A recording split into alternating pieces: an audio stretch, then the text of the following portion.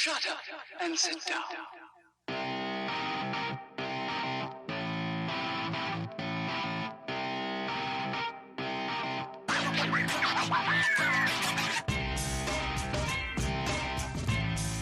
Welcome, ladies and gentlemen, to another episode of Thinking Out Loud. As always, I'm your host, Vincent Freeman, joined by my good friend Bruce. Bruce, once more, thank you for coming on the podcast.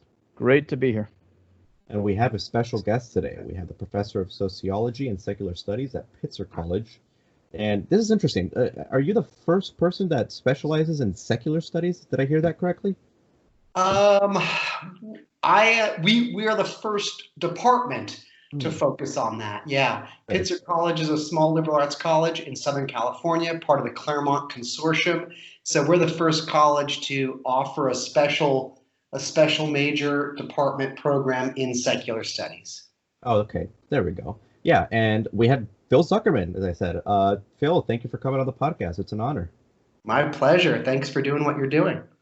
Thank you. Hey, you've published what I believe to be a pretty comprehensive book on morality and secularism. So we're going to try to dig nails deep into morality and how society reacts to morality.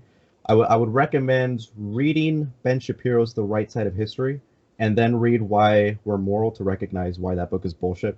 So everyone go ahead and check that out. No aspersions, of course. But so I wanted to start off sort of asking something more about the social zeitgeist and how morality is being dealt with there. So one of the leading public intellectuals in the conversation surrounding morality and moral psychology, at least public intellectuals, is Jonathan Haidt. And one of the most fascinating topics that he discusses specifically is about the moral roots of liberals and conservatives. So he talks about how there are 5 foundations of morality. There's harm care, fairness / reciprocity, in-group / loyalty, authority, respect, and purity / sanctity. So liberals score higher on values such as harm and fairness, whereas conservatives score higher on authority, in-group loyalty, and purity and sanctity. And these values ultimately change the trajectory of our moral intuition. So how much of our political affiliations do you place on our moral intuitions, and how much do you place it based on our ability to reason? Damn, man, that's a lot of moving parts there. Oh, sorry. I hope I didn't. That's good. I mean, I've read the book Righteous Mind. I've assigned it to my classes for the last 2 years, so there's been a lot of conversations about it. I love that he links questions of morality with evolutionary psychology and with political, contemporary political realities. I mean, too often philosophical conversations about morality are just so abstract, and it's like, how does this actually play out in our politics? So I appreciate that. I'm going to put my earphones in just so I'm totally not distracted. Sorry, all you viewers, for this quick technical interruption. Much better.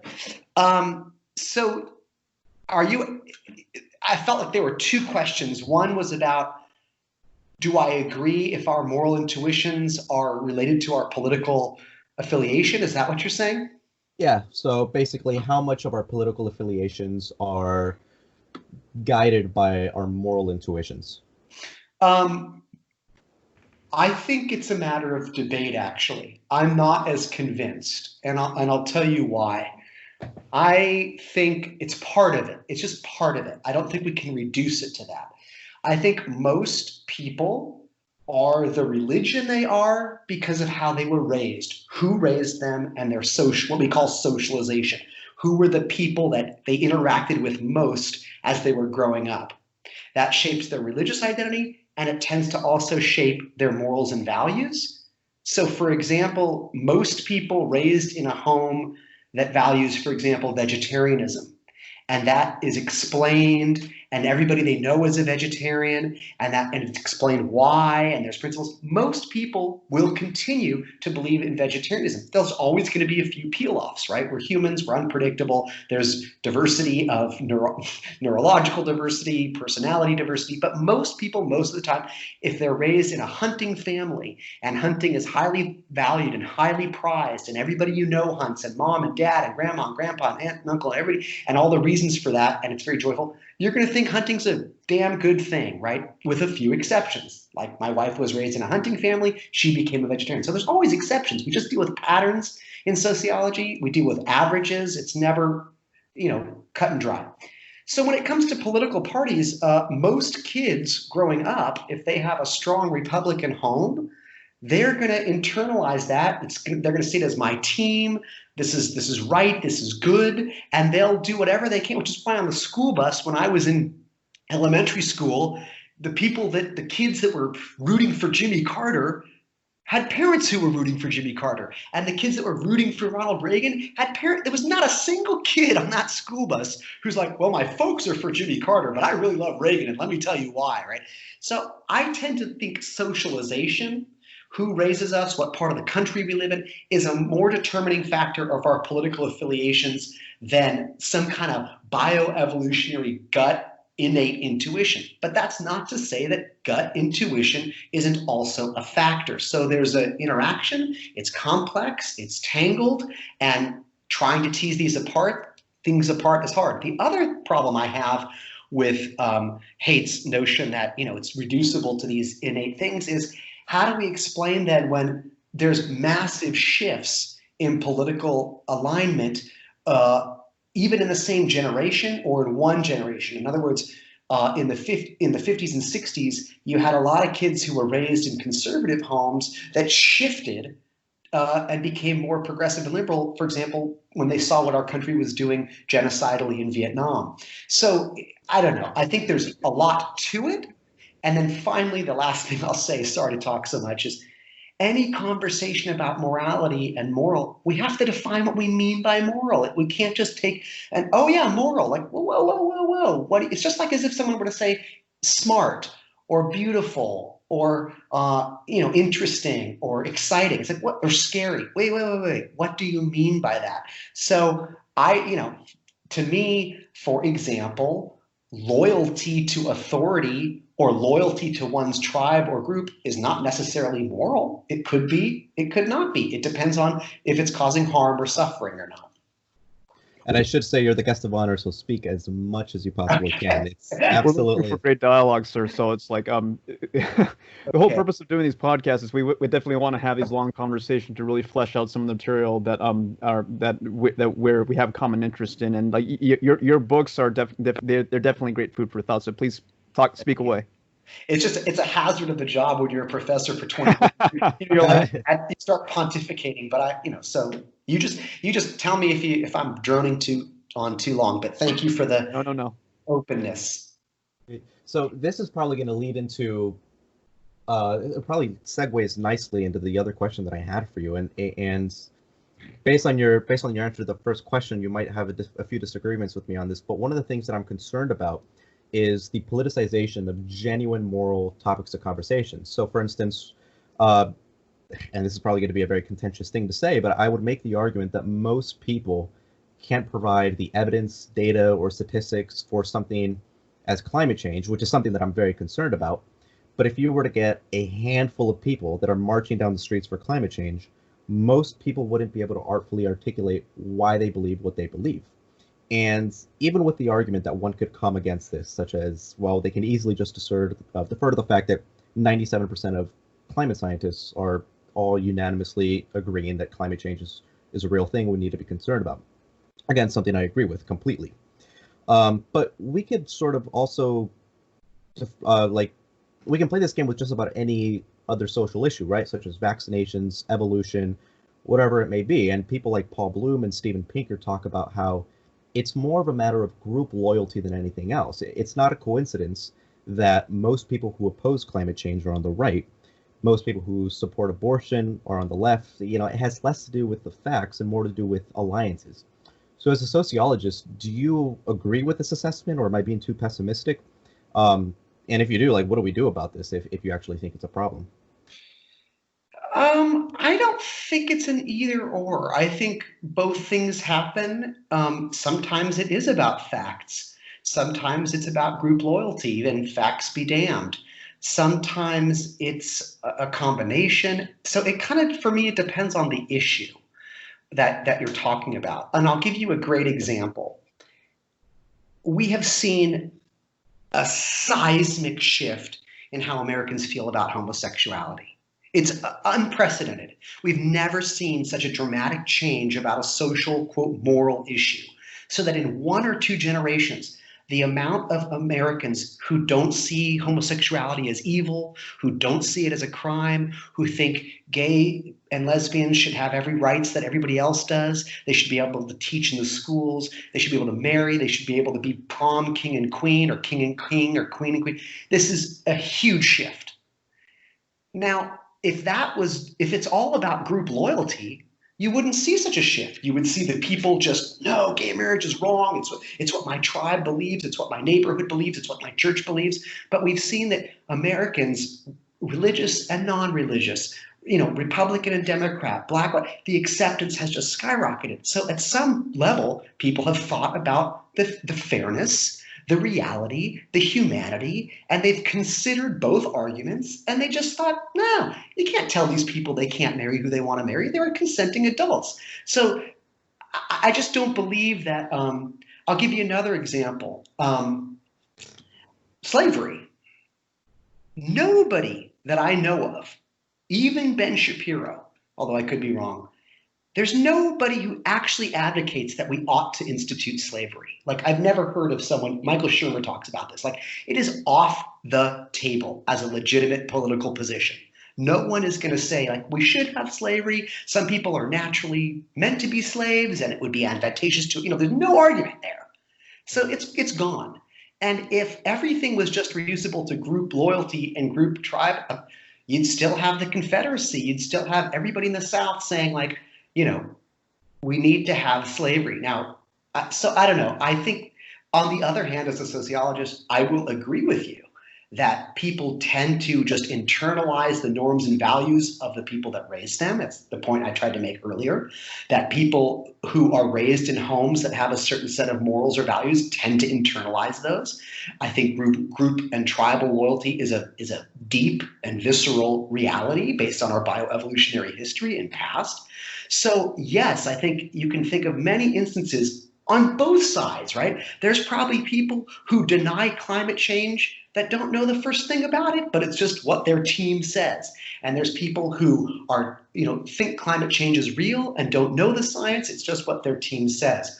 So I think it's whatever issue you have, I think it cuts both ways. But so I think it's, yes, sometimes there are going to be people who don't really know the facts or the evidence, but they just do what their group think, what their tribe says. But other times I think people can be swayed by argumentation and evidence. I think both things happen simultaneously, which is why social science is so messy, to be honest. Do you think part of that equation, and so, people like Steven Pinker have talked about how we tend to have a liberal trend in society. That's generally the direction that the moral arc goes towards. So as you said, the acceptance of homosexuality in the LGBTQ community, as well as the abolition of slavery. So there's a general liberal trend in these social values. Do you think also part of the equation would be sort of social pressure, where even if people in their heart of hearts don't actually believe that homosexuality is okay, there's so much social pressure to accept it that they sort of feel compelled to? Do you think that's part of the equation? Sure, you bet.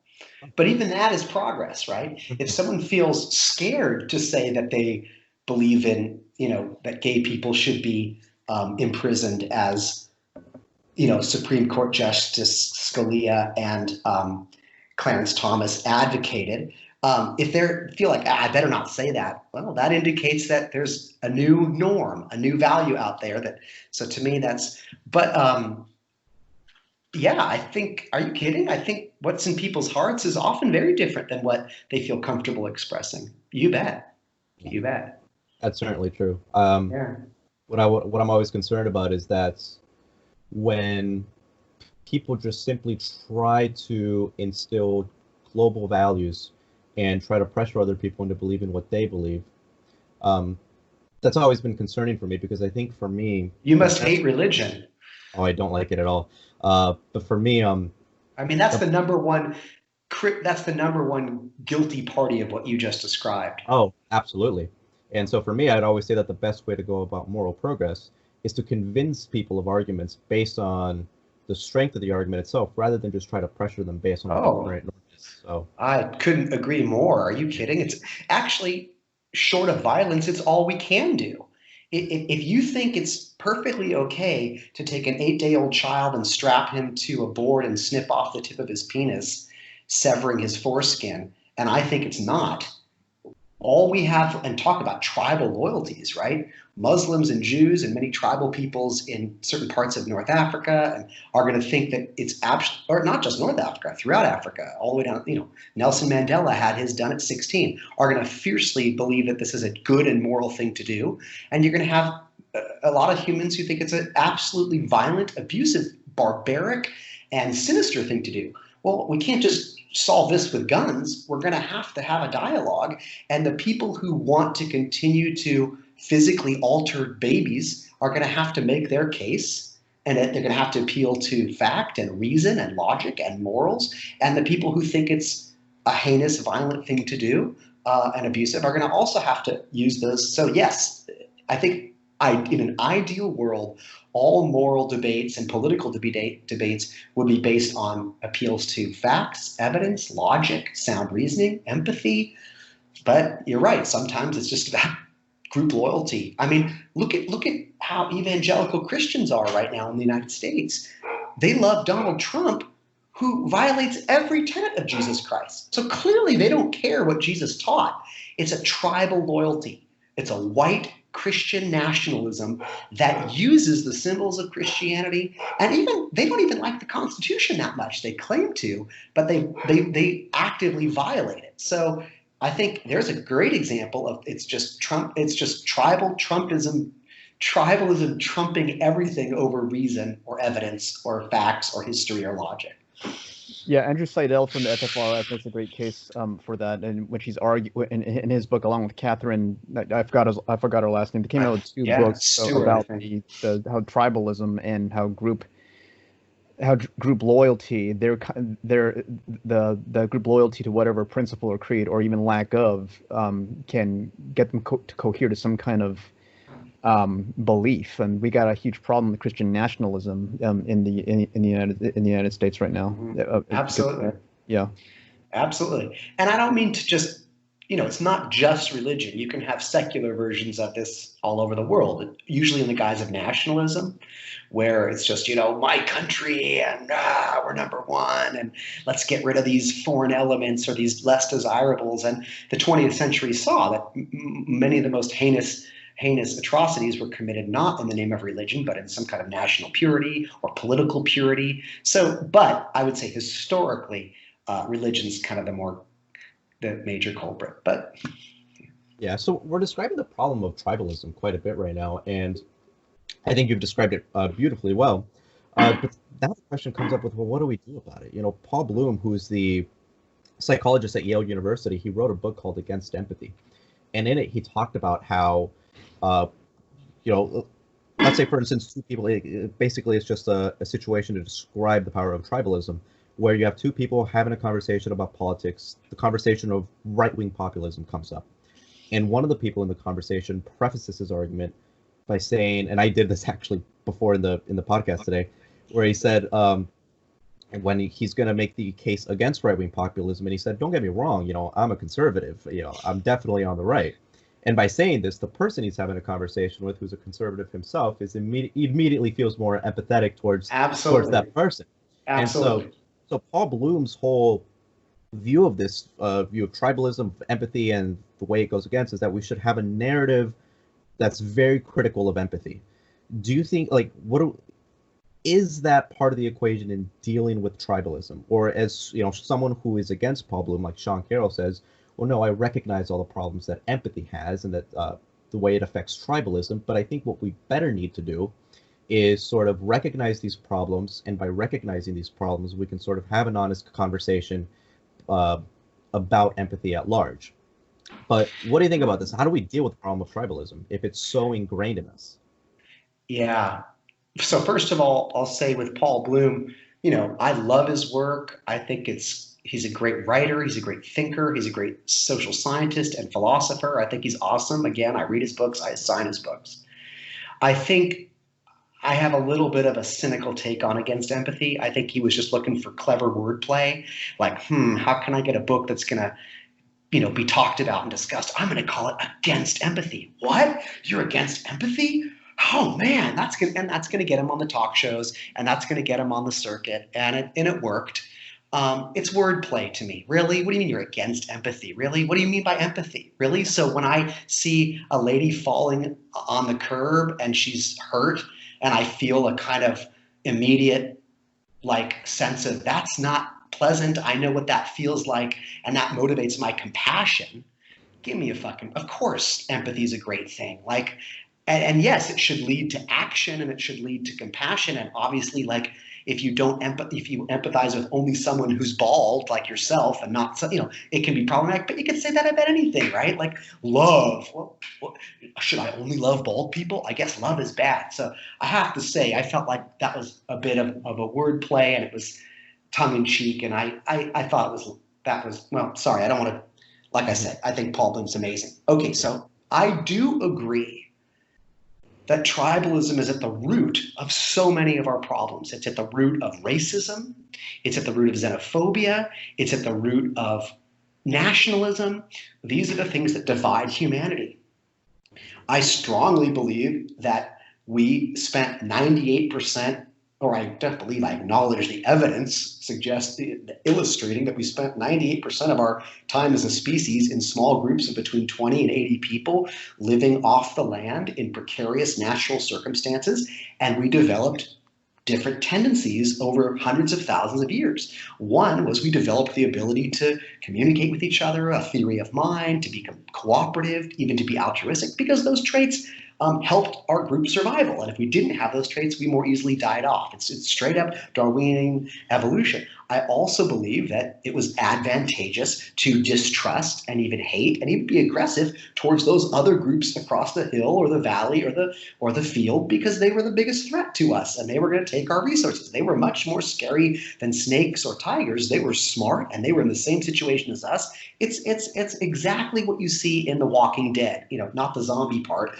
but what survival is like when there's no authority, no government, and you're all fighting over scarce resources. So those groups that had strong group cohesion and could cooperate well with each other and took care of each other and were, ready to do battle with the other groups survived. So we've got these two things in our nature. We've got the ability to be compassionate, empathetic, cooperative, altruistic, because that has helped our species survive. Without those, we would have just eaten each other.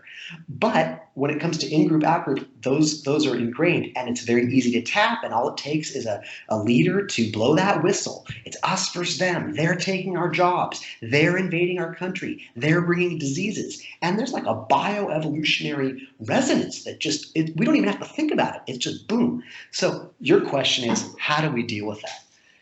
I think we're already doing a great job. If you think about how people, Peter Singer talks about the expanding circle. Yeah. So at some point, we started to trust people in our little, we became farmers in agriculture, and we trusted the people in our little village. And then we started to trust people in the little town, and language was a big key, right? We know when people speak our own language, we're more likely to see them as a comrade. Religion also played a role. When we shared certain symbols and beliefs, that meant, oh, I've never met that person down valley, but they've got the same symbol on their head. Azim Sharif talks about this. I guess I can trust them.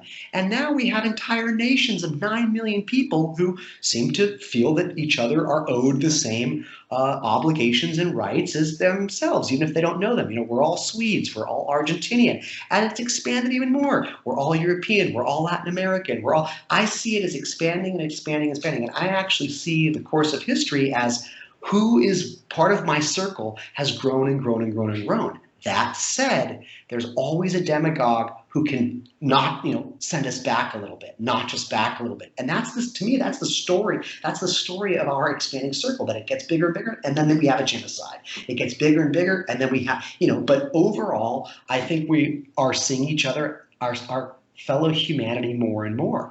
And I'm gonna so I don't know how to do that. I can't say like, well, here are mechanisms A, B, C, and D that will help you override your tribalism. Obviously, I think education is key. Learning, my grandfather used to say, you can't call yourself educated unless you speak 3 languages fluently, at least, right? So those are kind of like mechanisms: learning more languages, becoming educated, learning more about the histories of other people. But I also think developing what I call empathy and compassionate tendencies in our children, and that happens when they're wanted, when they're supported, and when they're loved. Children raised in loving homes are going to be much less likely to hate someone for no reason. Children raised in violent, unhappy, unloving homes, man, their moral compasses are going to be a little bit more damaged, and they're going to be more ready to express anger and hostility and hatred. In fact, we know from studies that a person's empathy can be destroyed neurologically through child abuse and so on and so forth. So I also think, and this is where I do again point the finger at religion, that religion is often a instigator and a sustainer of tribalism. It creates us in-group, out-group dynamics that are really strong, and they're divinely sanctioned if you believe in those kind of potent fairy tales. So it says, in Islam, you're either in or you're out. In Judaism, you're in or you're out. These are the more conservative fundamentalist versions. Obviously, I'm not saying every Muslim or every Jew. There's liberal and progressive Muslims and liberal and progressive Jews. In Christianity, you're in, you're a sinner or you're not. You're saved or you're not. In Catholicism, you're in, you're out. In Hinduism, look what's going on in India right now. How the Muslim minorities are being treated there. So I think religion, again, is one of the greatest culprits in dividing. How many wars were fought between Protestants and Catholics?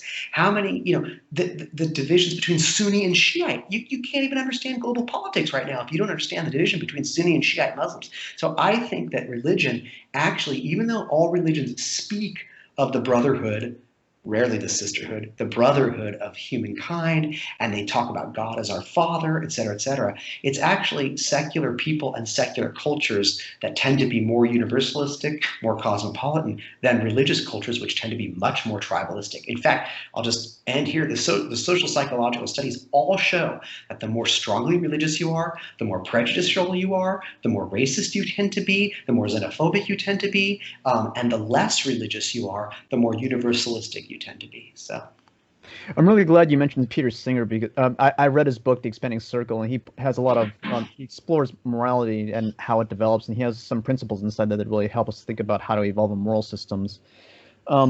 I like to take the conversation towards the direction of the current state of religion and secularism in the United States and the side effects that the sociological changes may be having. I've been a huge fan of your work ever since I heard you on Ali Rizvi and Armin Navabi's Secular Jihadist podcast. And, thanks. I really wanted to run some questions by you about how these two groups are and their interplay here in the United States. And I finished reading through the Living the Secular Life, in which it was stated that the nuns, those identifying as agnostic or atheist or somewhere in between those two labels, if I'm not mistaken, it had grown to nearly between 20 to 30% of all Americans today in the 1990s. In some political circles, I'm seeing warnings to politicians now that if they ignore the nuns, they may lose influence over American voters in the future as this country becomes less and less religious. I'm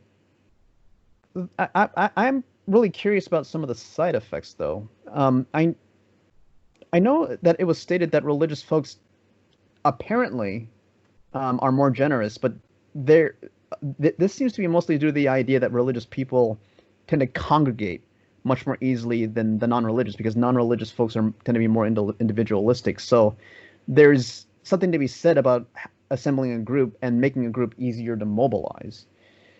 Now, we have groups like Christian Evangelicals that still make up an incredibly formidable voting bloc because of this kind of cohesion they have. And I think in 2016, about 80% of them cast their vote for someone like Trump. Now, atheism isn't a religion. It's just a definition of an individual who doesn't believe there's evidence for a God. So we don't have any kind of unifying creed to rally under. And in some humanist and atheist circles, some leaders complain that trying to mobilize for causes like supporting the separation between church and state can be like pulling teeth. We could, ironically, be having difficulty defeating fundamentalist religious ideas because, ironically, we don't have a quote-unquote religion to unite us in causes. Now, in an increasingly irreligious nation that is focused more and more on individualism, what do you see us uniting under?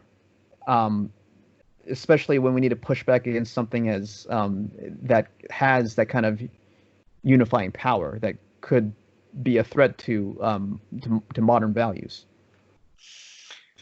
Wow. Okay, there's a lot there, and along the way, I kept like thinking of things to comment on, but and now we're here. So let me see if I can answer that. What I would say is, just to be clear, okay, yes, you're right. Religions, nationalism, racist notions of purity, these are militarism, these are simplistic. And they're easily marketable. They bind people together. They mobilize people. And you're absolutely right. I mean, that's why they are so successful. You give people simplistic answers. You make them feel like they're part of something powerful and strong, and they sign up. And boom. I mean, that's why we talk about like cults, right? Because you can get people and they just follow the leader. And it's true that when you are non-religious, your life is much more ambiguous, uncertain. You have to create meaning yourself. You have to think through morality yourself and not just follow orders or follow commandments.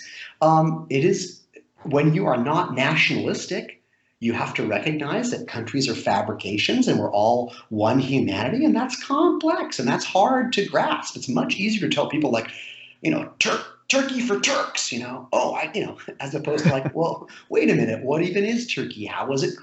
Countries are constructions and they're built on sand and they're not, people that don't fit into these neat, whether it's political, a Marxism, right? Like this is what causes all problems. It's the bourgeoisie exploiting the proletariat. We have to, democratize the means of production and everything will be great. It's like, it's simple, it's clear, it gives so you're right. When you're secular, secular people don't all share the same values necessarily.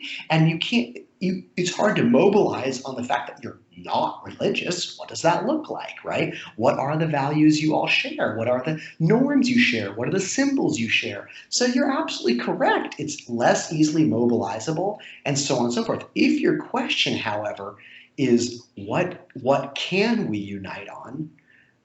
I'm going to vote for the Bill of Rights.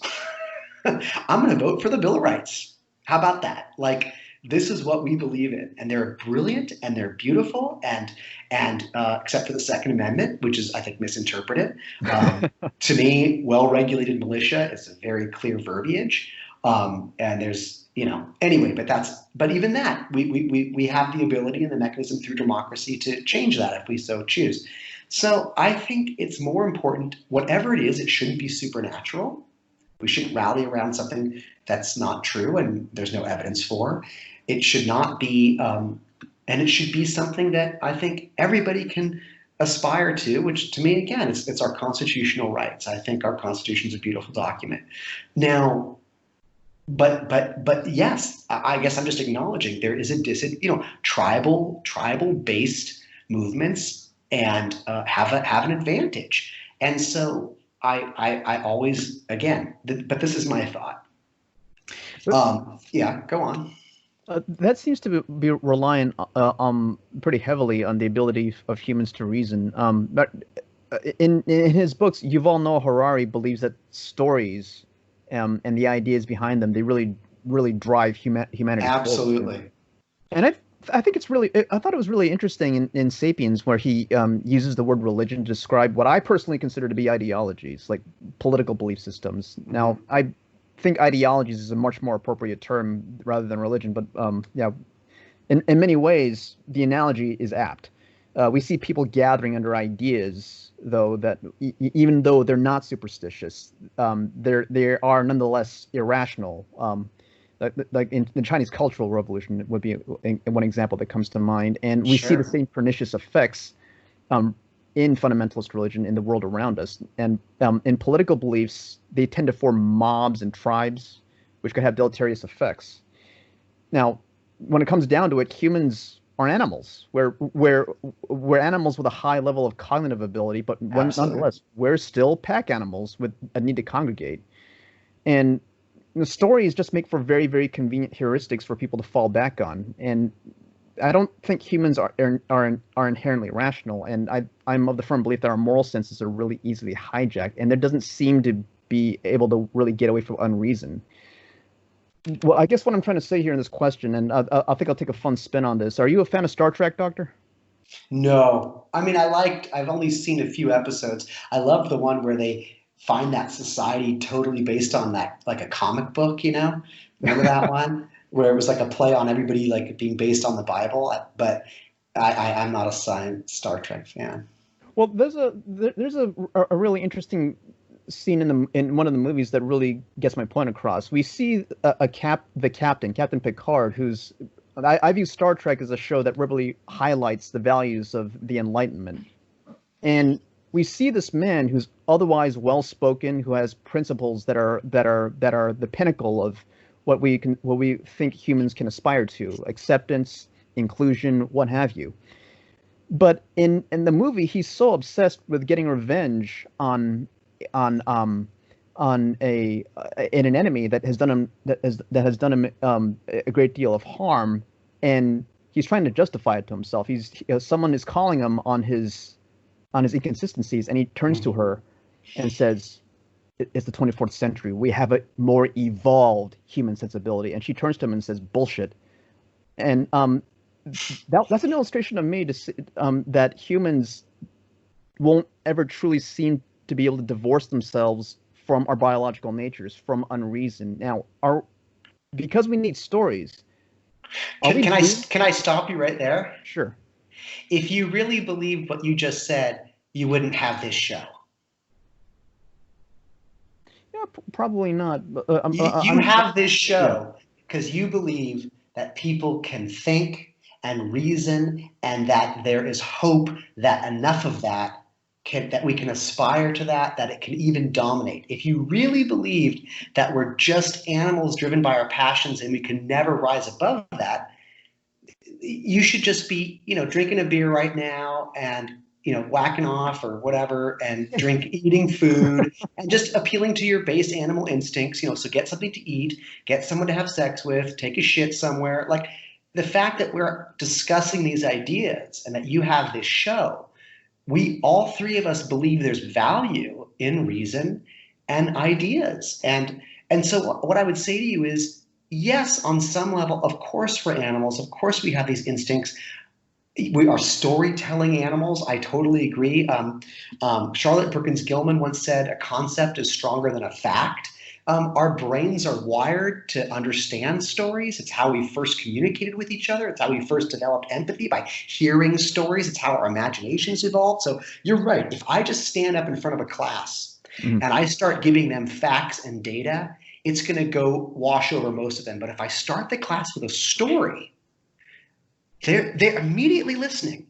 And they're immediately, our brains, a different part of our brain kicks in. I tell an 8-minute story. Then I say, okay, what did that story just illustrate? And then I bring in all the data and all the facts. The students remember it years later. I have students come back to me and say, "I'll never forget that story you told about when you were hitchhiking in Oregon and what that said about white privilege." But if I just showed some facts about white privilege, it would go in. So yes, we're storytelling animals, but I don't think we are doomed to irrationality. I don't think we are condemned to emotionality. And I think that humans, as we get more educated, as scientific literacy increases, as ability to read and write increases. I mean, Steven Pinker has shown this, and Michael Shermer, as literacy has simply expanded, life has gotten better. Rights have expanded, human rights have expanded, women's rights have expanded. So I think we can be educated, we can learn from our mistakes, but yes, we're also easily pulled emotionally, easily pulled in aggressive ways, in tribalistic ways. But I think the three of us, maybe falsely, but we believe that humans can eventually be more reasonable. But we're going to even differ on what that means. So what is reasonable? We have to define it. Sure. It's funny. So we all agree, right, that society seems to be getting better, and that's the general trend. As I said earlier on in this podcast, is that society trends, yeah, of course. So like people will always point to like, oh, there's an increase in crime in 2012, therefore crime is getting worse. Like, no, the trend. It's not how trends work. Right? But there's some people out there who would try to have us think otherwise. Dave Rubin recently came under fire for saying that the craziness we see today, right, the seeming lawlessness of protests, the regressive left, things like cultural relativism, that this is secularism run rampant. This is why you see people with competing set of ideas that are based on feelings and not reality, that they're constantly destroying each other because they don't have some set of axiomatic truths, some transcendental values. And he says that this is why we need religion. It should go without saying that I don't take Rubin seriously, right, as an intellectual, but he has a significant enough fan base that I think it requires addressing. So what are your thoughts on this, that secularism is the reason why we see so much disharmony in society today, that we need transcendental values to unite us? Where do I begin? Okay, so number one, I'll just start sociologically, I'll go historically, and then I'll go philosophically. Sociologically, if we just look at the world today, first of all, we know we have to distinguish between democracies and dictatorships. That's just so fundamental. You're just not going to see freedoms and human rights and well-being in dictatorships, whether they're religious dictatorships or secular dictatorships. So let's just look at democracies. The most secular democracies, the ones that have the most secular populations, meaning the fewest people who are religious, the fewest people believing in God, the fewest people believing in Jesus, the fewest people going to church, and have secular governments, like a constitutional secular government, are faring the best on just about every measure of societal well-being you can think of. Violent crime, murder rates, infant mortality rates, obesity rates, robbery, armed assault, whatever you want to talk about, longevity. And the most religious democracies, the ones that have the most religious populations, so their people are strong believers, and they have religious governments, think of Brazil, think of El Salvador, are faring the worst on average. There's always a couple outliers, but they're just one or two here, overwhelmingly. If you look at the United States, Pew Research breaks it down by county. We can look and see which counties in America have highest rates of church attendance, strongest levels of belief in God, strongest levels of belief in the Bible. Those counties in America that are the most religious have the worst violent crime, the worst poverty, the worst child abuse, or whatever societal problem you want to talk about. And the most secular counties and states in this country are faring the best when it comes to poverty rates, educational attainment, violent crime, you name it. So sociologically, it's simply right there, it's debunked. Now let's go historically. You can take a society like the Netherlands, the United Kingdom, France, whatever, India, you name it, Chile. You can look over the last 200 years. As those nations have become more and more secular, their violent crime rates have gone down, not up. Their institutions have become stronger, not weaker. Human rights have gotten better, not worse. Women's rights have gotten better, not worse. I mean, so even within the same society, like daily violent crime in the streets of London is nothing compared to what it was 300 years ago when everybody believed in fairy tales like Dave Rubin thinks. So that's the sociological argument. Oh, you can even take groups of people, right? Let's take, you could take strongly religious groups comparing ethnic groups or racial groups or nationalistic groups, however based you want it, and see how they're faring on these levels. Now, there's other things at play here, right? Economics and history and geography, but that's the point. There are secular reasons, not religious reasons. That's the sociological argument, and the historical, you can look at it historically as well. Now let's go philosophically. The idea that our morals, like how we're going to treat each other, has to be based in something magical, invisible, is not only ridiculous, but dangerous. And it has very serious problems. I mean, forget the fact that the most religious people on planet Earth right now are the ones fucking it up the most. You know, whether you're looking at the people that put Trump in power, or the prime minister of Brazil, or Modi in India. I mean, you name it. Like, the religious people on planet Earth, religious Muslims, religious Jews, religious Christians, they're creating more suffering. They're creating more oppression. There are some secular people doing it too, like in China. But anyway, now let's get to my philosophical point. You want to ground our morals in a magical, invisible being that we can't. So there are many problems. Number one, no one has any evidence that this being exists. So you're basing it on a wish. And you can't put the cart before the horse. You can't say, well, we need universal values, therefore there must be a God. That's like saying, shit, I need $1 million. That means I'm going to win the lottery. It doesn't work that way. Sorry, this is the boat we're in. There's no magical invisible deity, right? And you bear the burden of proof if you say there is, and no one's been able to prove it ever. So that's number one. But the problems get even worse. Even if you could prove it, even if there was evidence, like even if we all got the same email from the God tomorrow in every different language telling us this is exactly how we're supposed to, this is how we're supposed to live, no one can interpret those emails the same. How do we know? Look at the Bible. Look at how the people have interpreted the Bible as pro-slavery, as anti-slavery, as pro-women's rights, as anti-women's rights, as pro-gay rights, as anti-women's rights. No one can agree on what the Quran says, what the Bible says, what Jesus said. Look at how many Christians join the military. Look how many Christians carry AR-15s. Are they not fucking reading Jesus' Sermon on the Mount? So now it becomes a matter of interpretation. And that's exactly what they claim moral relativists do. They just interpret. No. That's what religious people do. They interpret this supposed will of God. Number three, even if we all agreed on the interpretation, so there was factual evidence that there was a magical invisible being, we all agreed on what that God said, all we're doing is obeying.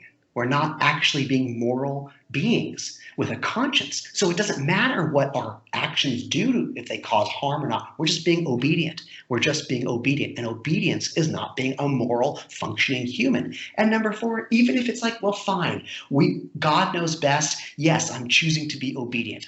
There's proof that God exists. We all agree that he commands us to live this way, and we're signing up to be obedient. It doesn't make it moral. And that's Plato's Euthyphro dilemma. All we can say is God commands it. The minute we call it moral, we're assigning our own value judgment to it. There's nothing that makes it moral. It's just that God commands it. So, okay, so I'm going to end right here. Let's look at who. So there's different versions of moral relativism and what that even means. But I'll just stop here by saying that anybody who says that secularism is the greatest, destructive force, they're just not paying attention.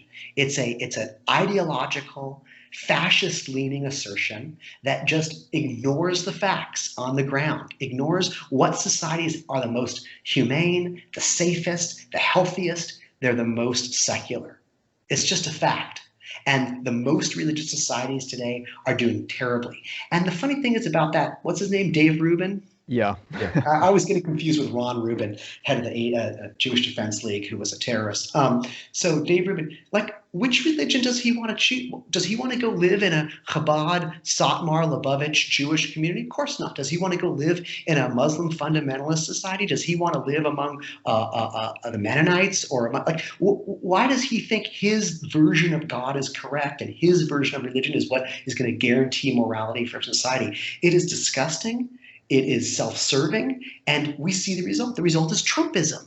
The result is the most religious people in the United States love guns the most, love capital punishment most, love child abuse the most. They want to physically harm homosexuals.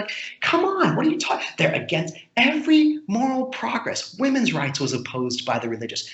Emancipation of slavery was opposed by the religious, with the tiny exception of Quakers. The vast majority of the clergy and in the United States, North and South, was against abolitionism and forced slavery. Gay rights, women's rights, environmental protections, protections for children against child abuse. You name it. Every moral innovation has been fought against. How can you say religion guarantees morality? Look at the largest denomination of Christianity in the world today, Catholicism. They were running a pedophile, pimping a pedophile ring here, where you had child rapists being moved around to commit more child rape. What more do you need? Like, give me a fucking break. Yeah, I think that's a really good point that you made, because when he was like advocating for religion, but the biggest irony here when he was talking looking down on secularism is the fact of the matter is Dave Rubin is gay married, and the secularism is what allows him to have it's what allows him to be able to do that in society. And his argument was so disingenuous. I couldn't believe it. Well, he knows where the money is. Yeah. And it's funny because on the topic of the fact that when you look at secular societies, they tend to fare off better on just about every metric that you can think of. Someone on the opposition would say something along the lines of, well, yeah, but that's not because of secularism. That's because of the increased level of education, the increased level of GDP. And it's like, yeah, sure, but like that's missing the point. The point is that religion is clearly not necessary in this equation. Exactly. Like that's the main point that I was saying. And it's funny. And let me just be clear here. Let's just be clear. The Bible, Old and New Testament, clearly advocates for slavery. Oh, yes. I want to hear Dave Rubin. I want to hear, what's that? Ben Shapiro. I want to hear all those white evangelicals. Do they believe that? And if not, then they think God is wrong. They themselves are acting like atheists. They're ignoring what God commands, right? The Old and the New Testament are very clear about slavery. And don't get into this like, well, that word doesn't mean that. Boom, now you're back to interpretation. You just dug yourself back into the same thing that you accuse seculars of, just making up your morals on your own personal interpretation. The minute you start interpreting texts from the Bible, you're doing the same thing. Just admit it. We're all interpreting. We're all doing the best we can, given our circumstances, given our history, given our culture, trying to make sense of things. At least the secularist is honest about it. The religious person claims they're just following orders from a magical deity, when in reality, they're interpreting it for their own means just as well. So theirs is actually more pernicious. The secularist says, yes, I acknowledge that I have to cobble my morality as best I can based on my reason, my circumstances, my tribalism, my psychology. The religious person denies that. I'm just following orders from a magical God. And that's dangerous, because now you're not just debating the issue, you're debating against a magical invisible deity who makes planets and ringworm. I mean, how do you argue against him, right? Like all I have is I can appeal to facts and reason and human-made constructs. But the religious person, no, they're just following the laws of the architect of the sunrise. So what are you going to do there? And you brought up an interesting hypothetical where it's like, okay, let's say for the sake of the argument that we found out that God does exist, and let's say for the sake of the argument that the Christian God exists. And you brought this up in your book beautifully as well. And I always say that even if this is the case, morality still can't be objective, because there's two specific arguments when it comes to the topic of slavery that you brought up, right? Now, the slavery is in the New Testament, right? But let's just say for the sake of the argument, we're talking about something else like genocide, which is only in the New Testament, really. Old Testament, sorry. They always say, well, that's the old law of the land. Jesus came in and changed the law. Like, well, if that's the case, and morality is contingent of the times, and morality is not objective. It's by definition subjective. And even let's say someone who makes the argument, well, Jesus explicitly said that he came here not to abolish the old law, but rather to defend it by the sword. And there's just a different level, like people weren't abiding by the original laws correctly. Well, like, okay, let's say that is the case then. If morality is nothing more than what God says, and there's no external method at which we can understand morality on our own merits, then by definition, morality is not objective, because it's literally random, because it's just what God says it is. So no matter which direction you look at, morality can't be objective in a religious sense. There's just no way around that. That's the Euthyphro dilemma.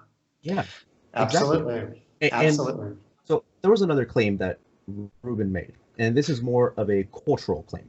And this is one that's propagated by people like Peterson, by people like Shapiro as well. So, Jesus. yeah. Hey, God. we got to deal with It's these so people. strange how they cause so much suffering in the world. They cause so much oppression. They support. They look at history and they don't. And they willfully support those in power against those who are powerless. They support those who are exploiting and against the exploited. Like it's incredible, and they do it in a pious, moralistic way. Like at least fucking just, pull a Pol Pot, just be like, we're the Khmer Rouge, we're taking over and fuck everybody. And, but no, they are keeping people oppressed. They're contributing to suffering. They're contributing to misery, to pain, and yet claiming to be the moral ones. It's a particular type of heinousness. That's the sinister thing about religion. And so what the other claim that he made was that, sure, good aspects of our moral intuitions come from the Enlightenment. They'll conceive that. But that those moral values didn't originate there. We were being guided by previous held notions of morality towards the Enlightenment, and these previous held notions of morality were based in Judeo-Christian values, that you can find these values in Athens and Jerusalem, and that therefore the catalytic enzyme required for all of this was Judeo-Christianity. I have no problem with that because I think Judeo and Christianity were human created. Mm-hmm. But I mean, that's the thing. And I'd also like to understand how they explain, Japan, which has one of the lowest murder rates in the world and does not have a Judeo-Christian heritage, or China, which developed some of the earliest ethical systems and concepts. I mean, it's so absurd. But of course, humans made religion. As such, religion encapsulates the best and the worst in humanity. These are stories that people created. So when someone says to me, well, the Enlightenment was based in Judeo-Christian, of course it was. And that was itself based in earlier mythologies and earlier stories. Even the Adam and Eve story, we have the source. It comes from the Gilgamesh epics from centuries earlier. So anyway, I cut you off. So you were. Oh no, I was just gonna finish off by saying they're always arguing against us by saying that well, we're stopping at the Enlightenment. Why are you stopping there? You need to go further back to Athens and Jerusalem. Well, we can play the same game. It's well, why are you stopping at Athens and Jerusalem? Absolutely. We can go further back to our evolutionary predecessors. It's just this never-ending argument. Absolutely. Absolutely. And we're coming up on the hour here. You said you only have an hour, right? I don't want to go over your time. Thank you. Yeah, no worries. So I want to ask, man, I really wanted to go deep into moral epistemology and transcendental values, but that's way too long of a conversation. So we can try whatever. Yeah, do your best. So on the deeper roots or moral roots of morality, you state in your book that morality is subjective, right?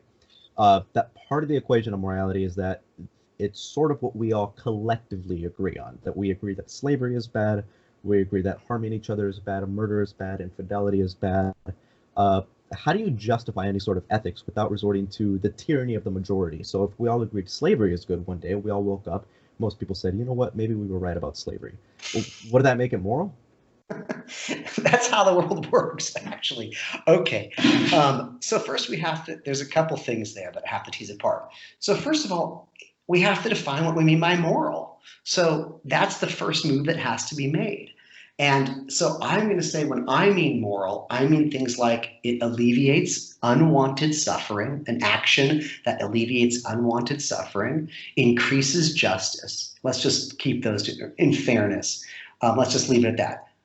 I can't prove to you that that's what morality is. Just like if I were to say to you, well, I define funny as, well, that's easy. Something makes us laugh. Let's say beautiful. I can say, well, what is beautiful to me? Or what is beauty to me? Well, to me, beauty is, I don't know, someone's eyes are a certain way and their face is a certain way and their personality is a certain way.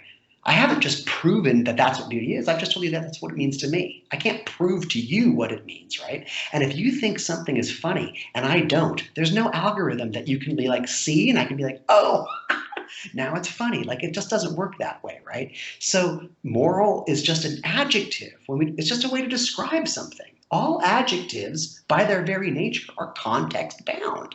right? If I say to you, boy, that person's really smart. It's like, well, what do you mean by that? Boy, that person's, what an idiot. What do you mean by that? Like, you have to break it down. So first we have to define moral. So I'm going to define moral as alleviating unwanted suffering, increasing justice and fairness in society. Okay, so there we go. Now, the point is objective or subjective. And these mean different things, again, to different people. And philosophy is a lot of weeds here. By objective, I mean something is the way it is regardless of human will or feeling. So it doesn't matter what humans want or feel, the sun is going to rise tomorrow. And if we all died tomorrow, the sun will continue to rise. The sun is not there because of our feelings or our will at all. It's an objective reality, right? That's what I'm going to say. Now, morality, by definition, by the way I understand it as a describer, it's us who are doing the describing. We're the ones calling an action moral or immoral.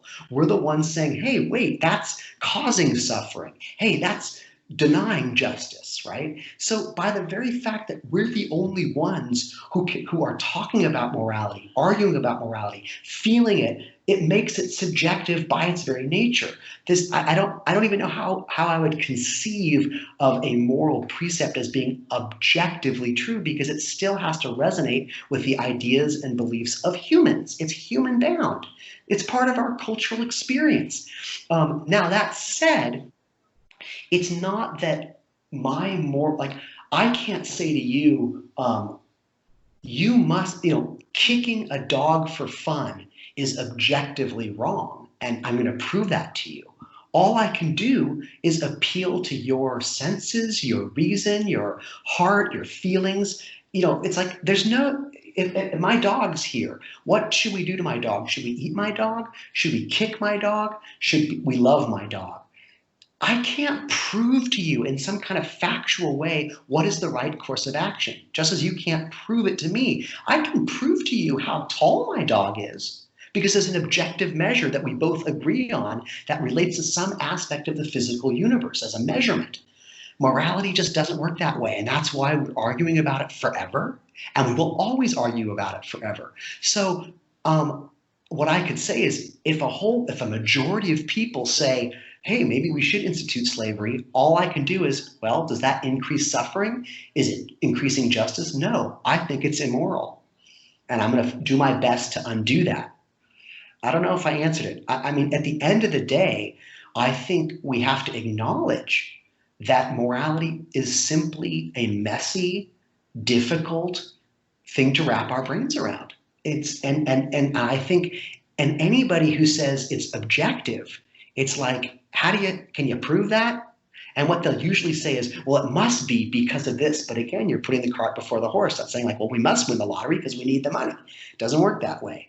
So, and even if morality was objective, is it moral, or is it just the way the universe works? The minute you call it moral, again, you're putting a value judgment on it, right? We don't, so for example, taking a jazzercise class factually is good for you and may make you live longer. Do we call it moral? Why not? It's increasing life. It's alleviating suffering, but we don't call taking a jazzercise class moral. So to me, it's messy, it's ugly. We have to define our terms, and but the notion that it's objective has objective. And secularists make that argument too. Sam Harris makes that argument. It just never made any sense to me. I don't understand it. I can't wrap my brain around it. Yeah, Doctor, I don't want to run too much over, but if I could take a few more minutes to ask you a question. Yeah. Hey, if you call me doctor, you can ask me anything.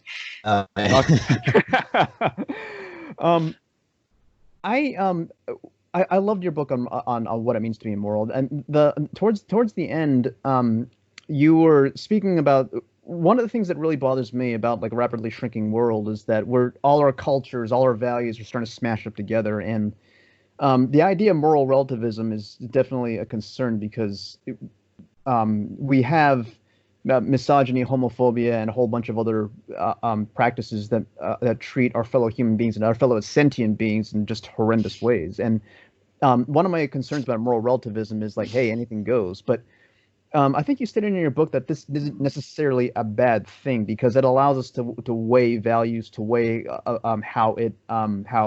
how sentient beings either flourish or suffer because of these ideas. And one of the things I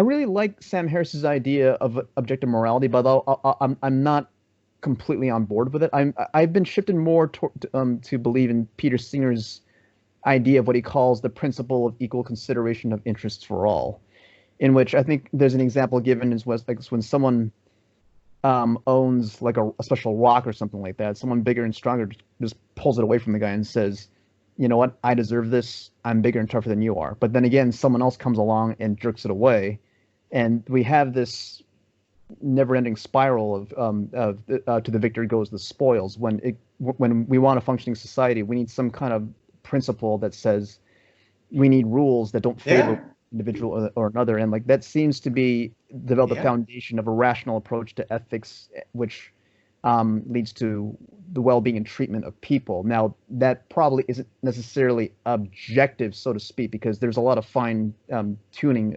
especially at the fine edges.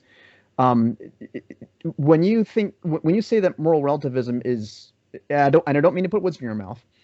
When you say moral relativism is good in this aspect, is that a principle that you're taking into account, in which like we need to deal with this very, very messy discussion to come out with an optimal outcome that results in, you know, greater happiness, greater a utilitarian approach, so to speak? I don't necessarily know if I would say cultural relativism is good or moral relativism is good. I would just say it's reality. I mean, it's just reality. It's the world we live in. Different cultures have created different moral systems, more or less. It's messy. It's not airtight. Never has been. But it's just the reality we live in. And I just don't see how it can be any other way. And so do I think the only way, hey, if it decreases suffering and increases fairness and justice, it's a good thing. If not, it's bad, according to my definition. But what you just said about collectively coming together to defend against the brute so that the strongest person, you know, might doesn't make right, that's the nature of the human enterprise. And that's moral advancement and ethical advancement. And let's not forget, might makes right is exactly what religion teaches. God is so mighty, he's right. And there's no questioning. If God tells you to kill your own son, you do it because might is right. Well, the secularist can say, no, I don't care how mighty you are. I don't care how many planets you've made or how many diseases you've created and how many people you've killed in a flood. I'm not killing my son because it causes suffering, unwanted suffering. I'm not going to do it. So, yeah. Well, Dr. Zuckerman, I want to thank you endlessly for coming on the show. And my pleasure. I recommend everyone to go buy What It Means to Be Moral. It's absolutely a fantastic book. It is incredibly comprehensive. It's pretty lengthy, but I promise you'll get through it pretty quickly because it is a very, very fun read. Also, go check out Phil Zuckerman's interview on Secular Jihadists, which is one of my favorite podcasts on the planet. He did a fantastic job over there. And Phil, I want to thank you for coming on the podcast. Thank you once more. Thank you so much. My pleasure.